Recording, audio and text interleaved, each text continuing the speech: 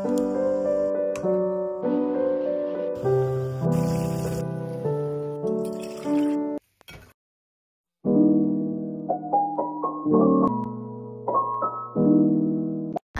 আলাইকুম সবাইকে।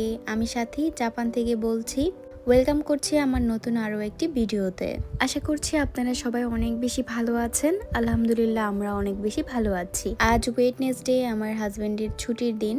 সচরাচর আমার হাজবেন্ডের ছুটির দিনে তেমন ওয়েদার ভালো থাকে না, ম্যাক্সিমাম টাইমে বৃষ্টি থাকে। তবে আজকে মাশাআল্লাহ ওয়েদারটা অনেক বেশি ভালো, বাইরে খুব সুন্দর রোদ উঠেছে, কিন্তু আজ বেশ গরম পড়বে। সবাই ছুটির দিনে একটু ঘুমায়, একটু লেট করে ঘুম থেকে ওঠে, কিন্তু বিশ্বাস করেন আমার প্রতিদিনই যেমন খুব তাড়াতাড়ি ঘুম থেকে ওঠা হয়, তার চেয়েও খুব তাড়াতাড়ি ঘুম থেকে ওঠা হয় যেদিন আমার হাজবেন্ডের ছুটির দিন থাকে। কারণ ছুটির দিনে সে খুব তাড়াতাড়ি ঘুম থেকে উঠে যায় আর তার ঘুরতে খুবই ভালো লাগে। সে ভোরবেলা উঠেই শুরু করে দিবে, চলো বের হই, ঘুরতে যাব। কিন্তু আমার বেলা কেন জানি সম্পূর্ণই সেটা উল্টো। আমার মনে হয় ছুটির দিনে একটু ঘুমাবো বেশি করে। হ্যাঁ, ঘুরতেও ভালো লাগে, তবে ঘুমের থেকে বেশি নয়। মেঘ, বৃষ্টি, ওয়েদার খারাপ যতই হোক না কেন, ছুটির দিনে বের তো হতেই হয়। আর আজকে তো ওয়েদারটাই ভালো, তো আজকেও আমরা সকালে নাস্তা করে ঘুরতে বের হয়ে যাব।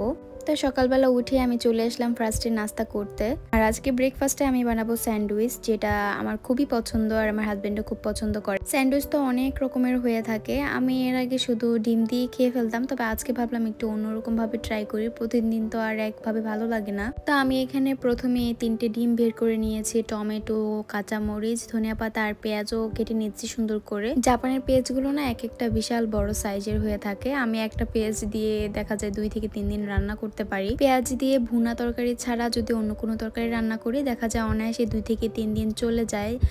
আর আমরা যেহেতু 2 জন মানুষ, রান্নাও খুবই অল্প হয়। সবকিছু কাটাকাটি শেষ। এখন আমি স্যান্ডউইচের জন্য পাউরুটির ভিতরের পুরটা বানিয়ে নিব। আর প্লিজ সবাই আমার ফ্রাই প্যানটাকে ইগনোর করবেন। এটা হচ্ছে আমার হাজবেন্ড জাপান আসার পরে কিনেছিল, তার এটা আমি এখনো রেখে দিয়েছি। দেখতে হয়তো একটু পুরনো লাগছে, কিন্তু ফ্রাই প্যানটা এখনো অনেক বেশি ভালো রয়েছে। আর প্রত্যেকটা জিনিসই সে খুব যত্ন করে রেখেছিল, আর তার ইউজ করা প্রত্যেকটা জিনিসে আমি খুব যত্ন করে রেখে দিয়েছি, আর সেগুলোতে আমার কাজ করতেও অনেক বেশি ভালো লাগে। এখানে আমি 3টের মতো ডিম নিয়েছি, আর সেখানে একটু লবণ দিয়ে জাস্ট ফেটিয়ে নিয়েছি, হালকা একটু ভেজে এখন সাইড করে রেখে দিয়ে আমি এখানে পেঁয়াজ আর টমেটো কুচিটা দিয়ে দিব। আর দিয়ে দিচ্ছি কুচি করে রাখা কাঁচা মরিচ। এখন এগুলোকে একটু ভালো করে ভেজে নিব।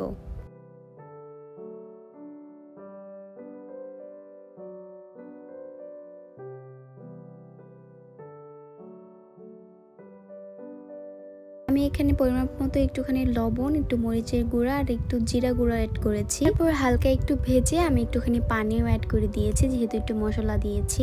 এখন দিয়ে দিচ্ছি একটু টমেটো কেচাপ। এখন ভালো করে আমি পানিটা শুকিয়ে নিব। অন্য চুলাতে আমি এখন স্যান্ডউইচের জন্য যে পাউরুটিটা ইউজ করব, সেটা একটু হালকা ভেজে নিব। এদিকে আমার ডিমটা হয়ে গিয়েছে, আমি একটুখানি ধনিয়া পাতা অ্যাড করে দিলাম।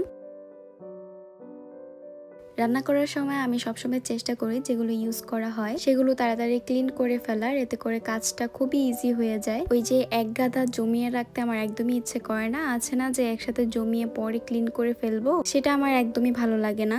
এই তো আমার সবকিছু রেডি হয়ে গিয়েছে, আমি এক এক সুন্দর করে এখন সাজিয়ে নিব। খাবার দাবার আমি একা খাই বা আমার হাজবেন্ডের সাথে খাই, সব সময় আমার সাজিয়ে গুছিয়ে খেতে অনেক বেশি ভালো লাগে। একই সাথে 2-3টা কাজ করতে গেলে যা হয় আর কি, আমার রুটিটা একটুখানি পড়ে গিয়েছে নিচের দিকে, তবে ব্যাপার না, এই রুটি পড়ে গেলেও আমার কাছে আরো বেশি ভালো লাগে, কারণ এই রুটিগুলো না একটু ভাজা ভাজা হলে, পোড়া পোড়া হলে খেতে ভালো লাগে। এইদিকে আমি আমার হাজবেন্ডের জন্য একটু চা বানিয়ে নিচ্ছি, সে নাকি চা খাবে। এই তো ওইদিকে চা বসিয়ে দিয়ে আসলাম, আর এদিকে চলে আসলাম নাস্তা করার জন্য। গতকাল আমার হাজবেন্ড সিঙ্গারা খেতে চেয়েছিল, তো তার জন্য আমি অনেকগুলো সিঙ্গারা বানিয়েছিলাম, আর তার মধ্যে কয়েকটা সিঙ্গারা বেঁচে গিয়েছিল, আর সেটাও সকালবেলা গরম করে নিয়ে আসলাম খাওয়ার জন্য। খাওয়া দাওয়া শেষ করে চলে আসলাম তার চাটা আবার বানানোর জন্য। আমার বাসায় চিনি ফুরিয়ে গিয়েছে, প্রায় 2 থেকে 3 দিন হয়ে গিয়েছে, তবে মধু দিয়ে আমি ট্রাই করার পরে দেখলাম চিনির চেয়ে মধু দিয়ে চাটা আরো বেশি মজা, তাই আমি আর চিনিটা আনাচ্ছি না, এই মধু দিয়েই খাচ্ছি। আমার চা খাওয়ার একদমই ইচ্ছে ছিল না, তাই আমি শুধু তার জন্যই বানিয়েছি, তো সে আমার জন্য একটুখানি চা রেখে দিয়েছিল। সকালের নাস্তা করে আমরা ঘুরতে গিয়েছিলাম, সেটার ব্লগ আমি নেক্সট ভিডিওতে আপলোড করব। বাহির থেকে ঘুরে আসার সময় বাহিরে অনেক কিছুই খাওয়া হয়েছিল, তবে বাসায় এসে যেহেতু অনেকটা টাইম ছিল, ভাবলাম যে রান্না বান্না করে ফেলি, রাত্র করে আর রান্না করতে একদমই ভালো লাগবে না। আর ঘুরতে যাওয়ার সময় আমি আমার ভিডিও স্ট্যান্ডটা সাথে করে নিয়ে গিয়েছিলাম, তো গাড়িতেই রেখে এসেছি, যার কারণে আমি ভালো করে ভিডিও করতে পারিনি। আর আজকে বেশ গরম পড়েছিল। আমার হাজবেন্ড বাজার করে নিয়ে আসার সময় তরমুজটা নিয়ে এসেছে, আর জাস্ট দেখেন এইটুকু একটু তরমুজ, এটার প্রাইস নিয়েছে 647 ইয়েন, যার বাংলা টাকায় 450 বা 500 এমনই হবে। এদিকে আমার তরকারিটা হয়ে গিয়েছে। আজকে আমি ব্রোকলি, তারপর হচ্ছে শালগম দিয়ে স্যালমন ফিশ দিয়ে রান্না করেছি। আর আমি এভাবে প্রায় সময়ই রান্না করে খেতে অনেক বেশি মজা হয়।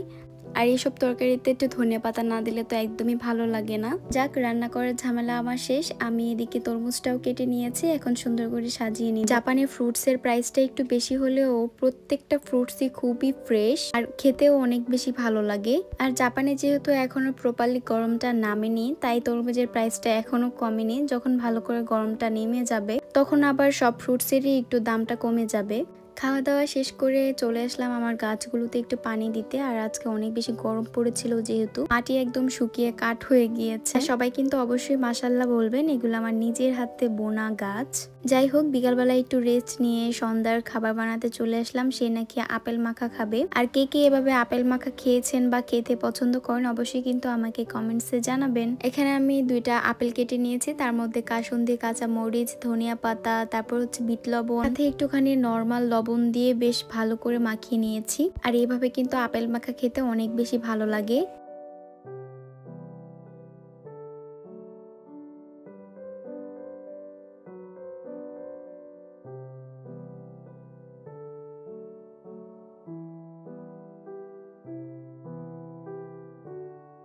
এই তো সব সুন্দর করে সাজিয়ে নিয়েছি। এখানে একটা লিচি ড্রিঙ্কস নিয়েছি, কলা নিয়েছি আর বনরুটি নিয়েছি। এখন দুজনে মিলে বসে খাওয়ার পালা। এই তো দুজনে মিলে গল্প করছিলাম আর হচ্ছে আপেল মাখা খাচ্ছিলাম। আর এইভাবেই আমাদের ছুটির একটা দিন কেটে গিয়েছে। আজ এখান থেকে বিদায় নিচ্ছি। আর এতক্ষণ আমার ভিডিওটি দেখার জন্য অসংখ্য ধন্যবাদ। দেখা হয়ে যাবে নেক্সট ভিডিওতে। এর আগে সবাই ভালো থাকবেন, সুস্থ থাকবেন। আল্লাহ হাফেজ।